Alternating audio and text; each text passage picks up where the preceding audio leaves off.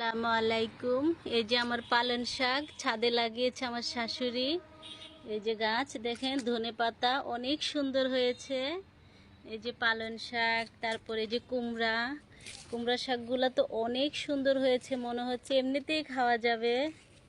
আর কিছুদিন পর খেয়ে ফেলবো অবশ্যই। এই যে টমেটো গাছ, তারপরে দেখাচ্ছি এই যে বড় ধনেপাতা, তারপরে সিম গাছ। এই যে সিম ফুল আসছে, এখনো সিম আসে নাই। এই যে লাউ গাছ, লাউয়ের হয় কিন্তু লাউগুলা নষ্ট হয়ে যায়, লাউ হয় না, ছোট ছোট থেকেই নষ্ট হয়ে যায়।